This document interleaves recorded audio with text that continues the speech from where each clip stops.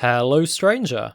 Welcome to this video. Today I'm going to talk about one of my favourite characters in TV shows of all time, and well, you clicked on this video so you already know who it is, Buffy the Vampire Slayer.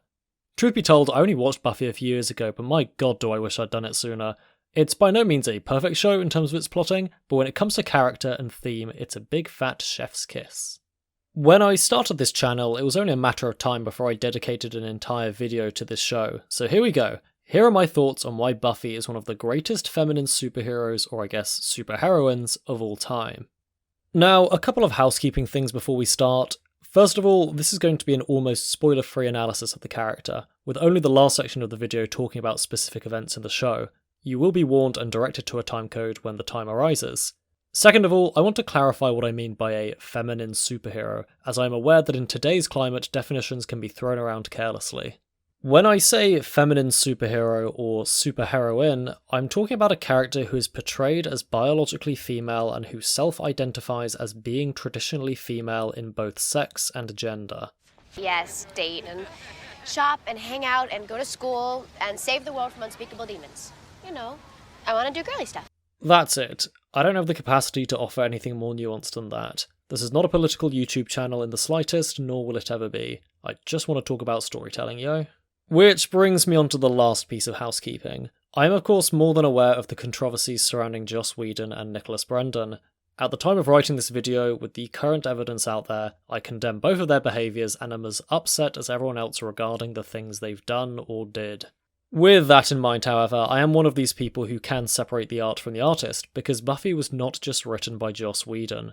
The show had a whole slew of writers, directors, and showrunners who all contributed to the character, even if they did not originally create her. Also, Whedon's conduct towards women does not bleed into the show as far as I'm aware. If anything, we are given the complete opposite impression, and to this day, Buffy is still heralded as one of the most inspirational pieces of feminist media ever created.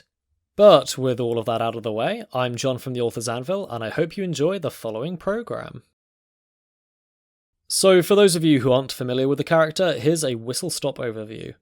Buffy Summers is an ordinary teenage girl in the glorious 90s who is mystically called upon to be the next Slayer by a shady cabal of wizards known as the Watchers Council.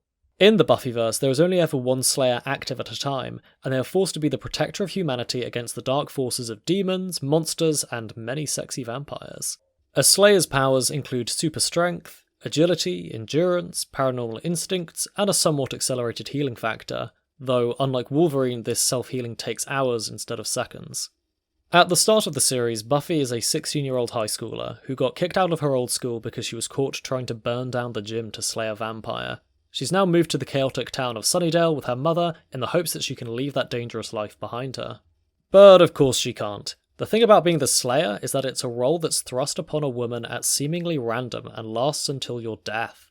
The Watchers Council send one of their own to tutor the Slayer in the ways of combat and the paranormal and pretty much force the Slayer to fulfill their duties. What's more is that being the Slayer attracts dark forces to you, so even if Buffy could run away from the Watchers Council, she'd just spend the rest of her life looking over her shoulder for demons and other terrible things anyway.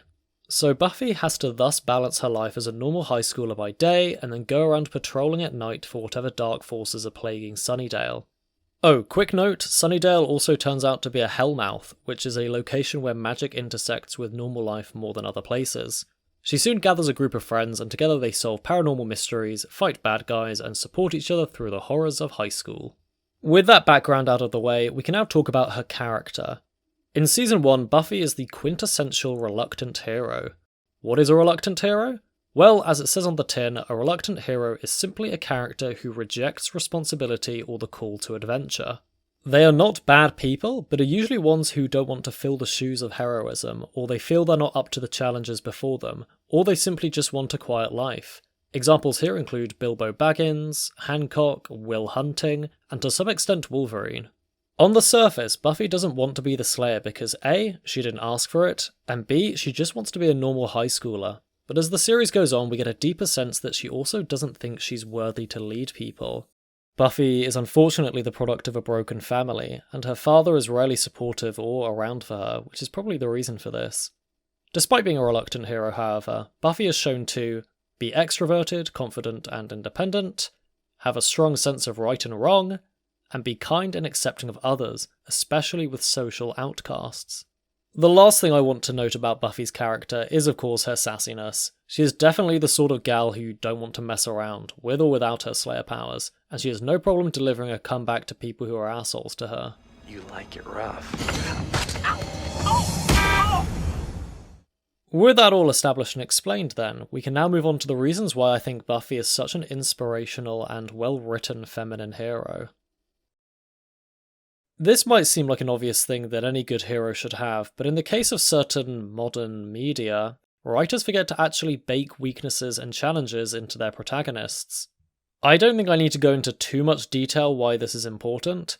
Characters who have flaws and/or challenges to overcome are entertaining to watch because realistic tension is created when they're in danger. It's even more satisfying to see them succeed when they do overcome a big challenge. And they are far more relatable to the audience when they have flaws, since, everyone in real life has flaws. So what flaws does Buffy have? What challenges as a superpowered Slayer lady does she have to overcome? Well, Buffy may have super strength and agility, but so do vampires and many of her foes.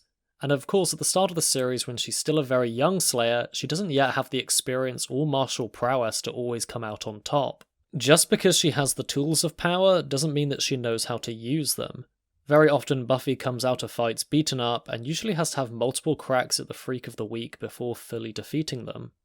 One of the worst things you can do for a character is make them very quickly grasp their powers with minimal effort or training and then defeat the villain at the end of the movie who has far more experience. This is not only very unrealistic and boring, but it also gives a really bad message to the audience. As long as you're confident and on the good side, then you will always triumph. You don't need training or hard work to earn anything. I seriously hope I don't need to explain why this is so damaging to audiences, and especially younger audiences at that. Anyway, back to Buffy. So she not only has physical challenges to overcome, but emotional ones too. She's not only hot-headed and very much led by her emotions, but the whole reluctant hero complex that I hinted at earlier is a very prevalent theme throughout the first few seasons. Buffy rejects responsibility and sometimes even goes as far as making fun of what the Slayer title represents, much to the annoyance of her watcher, Giles. Now, this flaw is understandable. Again, we explained earlier how Buffy never asked for any of this, but it is still something that she must overcome so that she can help people to the fullest extent. The rejection of responsibility is something very relatable to the teenage and young adult demographic, and here it works like an absolute charm. We've all been in that time of our lives when we want to be rebellious and badass like Buffy, but we also have to accept that someday we have to grow up. We have to use the gifts given to us for the betterment of other people. We're going to go deeper into Buffy's character arc towards the end of this video, but for now I really just want to hammer home how balanced of a character she is in terms of being powerful but also flawed. Yes, she has super strength and agility, but so do all of her enemies. Yes, she's sassy and quippy, but that often gets her into trouble in her personal life. And this is also not mentioning the fact that Buffy is pretty average when it comes to her schoolwork. She's rarely, if ever, presented as being particularly intellectual, but she's also never stupid. At her core, Buffy really is your typical average high schooler. From talking about her flaws and challenges, we can now segue into a topic that is vitally important to her character: how the people around her fill in the gaps in her abilities. I think what's missing from so many modern heroes, and unfortunately many heroines, is a strong ensemble cast who help them overcome challenges and flaws. It's no doubt engaging to watch a fiercely independent main character, but that doesn't mean that other characters should be left by the wayside as mere cheerleaders or worse still, slapstick comedy props. One of the reasons I love Buffy as both a character and a show is that every member of the cast is unique and serves a crucial role in supporting Buffy. Let's have a very quick rundown of her main friends. Giles is Buffy's watcher. He serves as the wise mentor character who is deeply knowledgeable on all things arcane, supernatural, and Slayer-esque. For the first half of the series, he's the guy who everyone goes to when a strange magical thing is happening, or a new monster emerges, or a famous vampire comes to town. Outside of that, without going into too many spoilers, he develops a paternal relationship with Buffy, and acts as the father she never really had growing up. It is incredibly wholesome to watch. Willow is Buffy's dorky best friend, who may be physically weak but has the big brains. While Giles may know history, myths, and pagan lore, Willow has the smarts with science, maths, and computers. She's the one who can hack into security networks, cross-reference modern data, and Google stuff. Later on, she develops her own interest in magic, which helps the group fight the dark forces, and nothing ever goes wrong. And last, we have Xander. Oh, dear old Xander. He's an interesting one, because he actually falls into the negative stereotype I complained about above. His role is the friend-zoned male, who's Buffy's biggest mascot and makes all of the quips. But he's also the loyal one, the person who a lot of the time gets the dirty jobs, and being unremarkable makes him the one who often grounds Buffy. There is so much more to all of these characters, and also more supporting characters in the show who I could talk about, but I hope even these brief rundowns gave you an idea of what I'm getting at here. Buffy may be a strong, independent woman, but she still needs people and positive relationships to survive. She needs Giles' knowledge and experience to know how to defeat the monster of the week. She needs Willow's intellect to solve problems, and she needs Xander to do some of the legwork for her. What Buffy as a character shows us is the importance of healthy codependency. She demonstrates that no matter how headstrong you might be, you're always going to need someone to catch you when you make a mistake or when there's a challenge that's seemingly impossible to overcome. There are a lot of episodes in Buffy where she is not the main hero of the story, and sometimes it's just the muscle. TLDR, you can't and shouldn't do things all on your own. I really wish that this message was presented more in modern media. Buffy the Vampire Slayer is not just a show about a cool female superhero defeating monsters.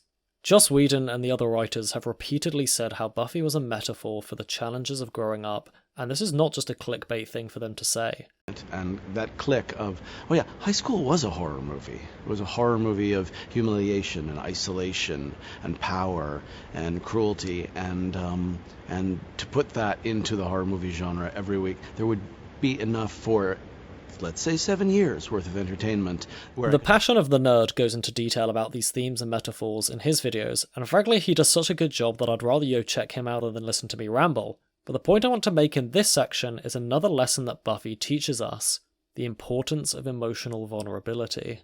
Buffy doesn't just go through physical hardships and magical mishaps. She goes through all of the horrors that come with being a teenage high schooler raised by a single parent.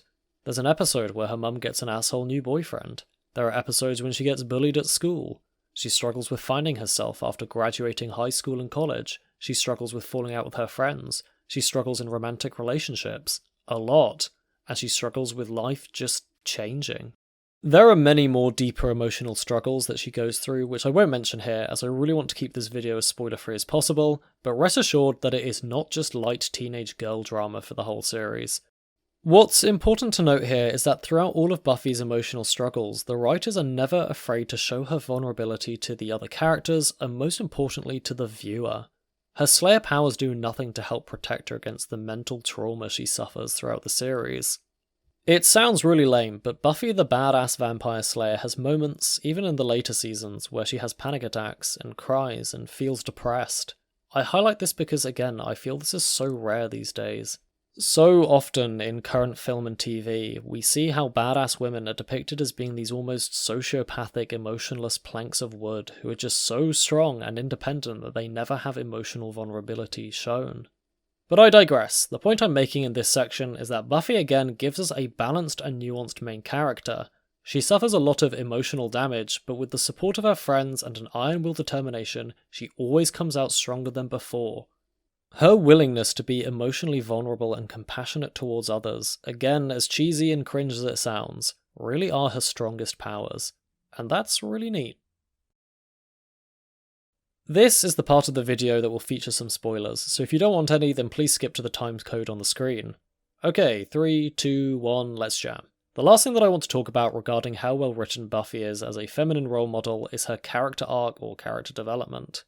We've already taken a look at Buffy's flaws and the emotional challenges that she has to overcome, and one of the joys of watching this show is seeing how much she grows, and not just in fighting skill. Throughout the show, Buffy slowly comes to terms with her role as the Slayer. Not only does she eventually learn to accept it, but she actively steps up and embraces her responsibilities. In Season 7, for example, she goes so far as taking on a mentorship role for potential other Slayers. Granted, these potentials do come to her for protection against the first evil, but Buffy from Season 1 would have definitely turned them away, or at the very least tried to offload them onto other people.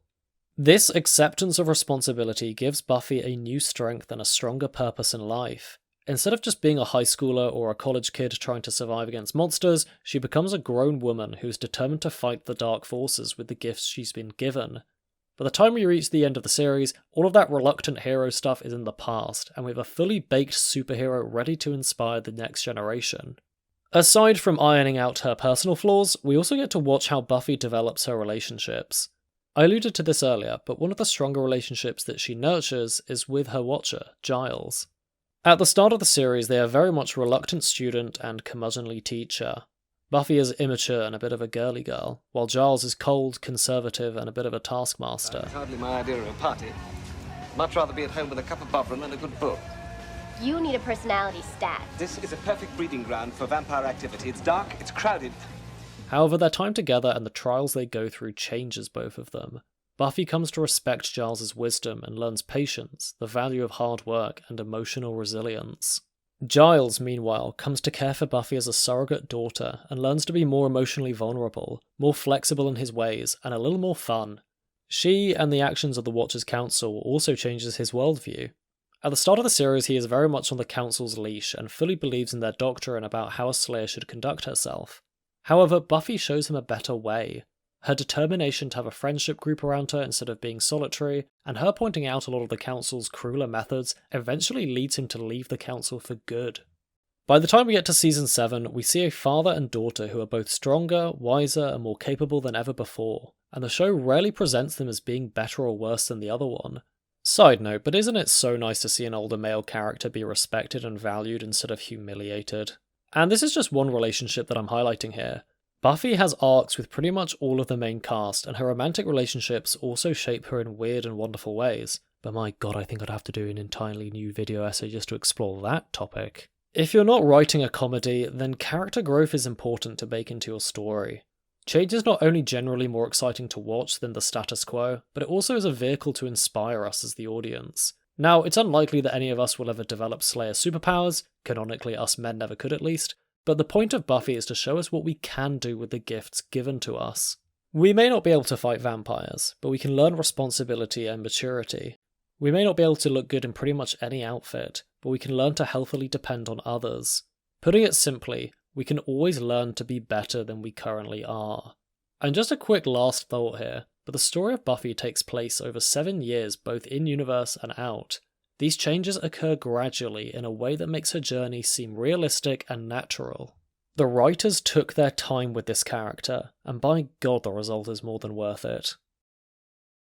Buffy the Vampire Slayer has heroic appeal not just for women but for men too. And no, I don't mean like that. What I really mean is just everything we've summed up and talked about in this video. Buffy has clear physical challenges and emotional flaws to overcome, which therefore makes her successes more satisfying to watch. She is surrounded by a great cast of supporting characters who are all useful and needed by her for different reasons. While confident and independent, Buffy equally shows emotional vulnerability. And finally, her character goes through a satisfying character arc and develops relationships naturally over the course of a long period of time. The common thread throughout all of this is that Buffy is very balanced in terms of her strengths and her need for others, and I do think that this is a key ingredient for writing any good character. As I said before, Buffy is not a perfect TV show, but one thing that it absolutely nailed was its character work, and often one of the hardest things to get right is the main character. No matter what genre you write, there are lots of things you can draw on from how Buffy is written, and I hope that this little essay has shown you what those things are, or could be. Last thing before we end, and I apologise if this is going into the realm of politics, but I really think that Buffy is such a positive role model for women. Through all of her badassery and gender-bending stereotypes, she's never portrayed as not feminine. She really shows how women can be elevated in media without the need to tear down men. Again, harkening back to the idea of healthy codependency, Buffy is an inspiring example of how gender equality should be portrayed. Not as a Yas Queen girl boss, but as a motherfucking pro-codependent vampire slayer. But hey, I appreciate my perspective is one that is unavoidably male, so I'm welcome to be cancelled as the internet mobs wish it. Thank you very much for watching. I hope this video's inspired some people to watch or at least rewatch Buffy the Vampire Slayer. Just a quick warning that Season 1 is a very odd and silly season, though still uproariously fun, but hey, it's only 12 episodes long and more than worth it to get to the rest of the show. I'm inevitably going to be asked about what I think of the spin-off show Angel, and oh boy, my opinions on that would definitely require another video. Until then, if you enjoyed this video, then why not check out some of my other content? I have another Buffy video that may interest you. Regardless though, I hope you had a great time watching, hope you learned something, and remember to always keep writing.